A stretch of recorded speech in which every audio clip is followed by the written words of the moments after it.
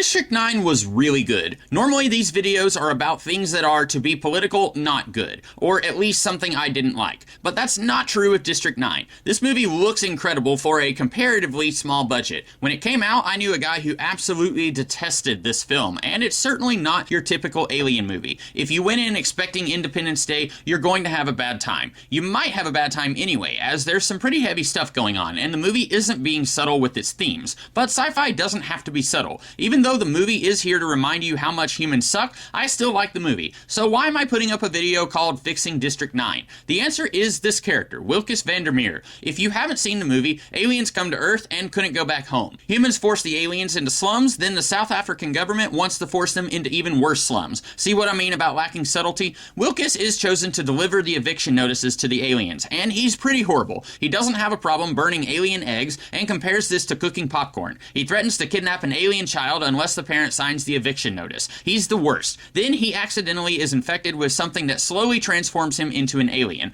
The government wants to experiment on him. He escapes, and the government tells everyone he had sex with aliens, which resulted in his transformation. His wife leaves him, and every human who sees him reacts in revulsion and violence. Wilkes forms an alliance with Christopher, an alien who found a way to take the mothership home. Christopher says he can restore Wilkes if Wilkes gets the missing component needed to make the mothership work. Then Wilkes finds out Christopher plans to go home before fixing Wilkes, which will take 3 years. Wilkes knocks Christopher out and leaves him for his former co-workers to arrest. About 15 minutes later, Wilkes is in a mech suit and sees Christopher is held captive, and he once again chooses to abandon Christopher to his enemies in favor of self-preservation. Then seconds later, Wilkes has a change of heart and saves Christopher and gives him a chance to get on the mothership and go home. He does this at his own expense and goes full Kafka by the end of the movie. There are no rules on how and when a character should undergo change in a story, but my gut feeling tells me instead of it happening all at once in about 20 seconds near the very end, that it should have been more evenly spread out. Compare this to the Amazing Spider-Man film. Peter isn't as bad as Wilkes, but he's not great at the beginning. He goes out of his way to humiliate a classmate, ignores his uncle trying to contact him because he also ignored his Aunt May needing to be picked up from work. He generally seems to think him being such a crabapple is acceptable because life dealt him a bad hand. But once he finds out the guy who killed his uncle is someone he could have stopped seconds earlier, that marks a change in his behavior. He's still not perfect, he makes mistakes, but you can tell he's trying. And that change begins around the end of Act 1 of the movie. We get to see that change progress. He has time in the narrative to make a few mistakes, and by the end, I can believe that were we to get a sequel, he wouldn't make the same mistakes again. The thing about this movie is I can actually buy the growth Wilkes goes through. Some truly awful things happen to him, and I could easily see him slowly being a better person after he's experienced what it's like for the people he used to torment. Maybe he's got very little food, but he sees Christopher's kid is hungry, so he shares with him. Or he sees some of his former coworkers tormenting one of the aliens, and he steps in, getting smacked around a little for trying to protect an innocent.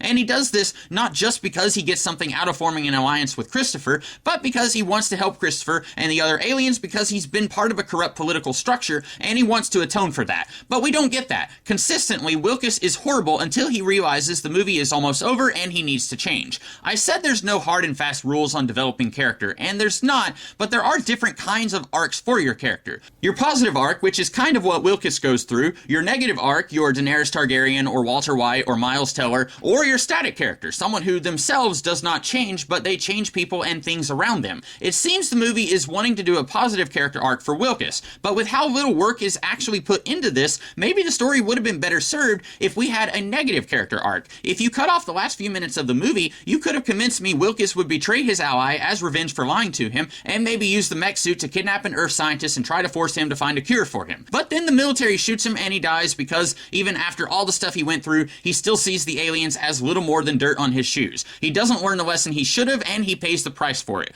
They could have done that, and it would have worked well with the anti-racism message the movie is working with. I cite this a lot, but sci-fi and fantasy author Brandon Sanderson has talked about the 3 elements every story has: the promise, progress, and payoff. In this case, the promise, space racism. That's going to be resolved in some way, for good or bad, right? The payoff, Wilkes sacrifices his own needs for the good of Christopher and the rest of the aliens. But the progress is almost non-existent. But if you change that payoff to Wilkes is a buttface through and through, then that lack of progress lines up with that payoff. I don't have anything profound to say with this one. I like the movie, and it almost sticks the landing, but you can tell the acrobat stumbled just a tiny bit, but everyone's too impressed with everything else they did to say anything. Anyway, that's it for this one. I hope you guys like this one, and I'll see you again in the future with something else. Until next time, have a good one.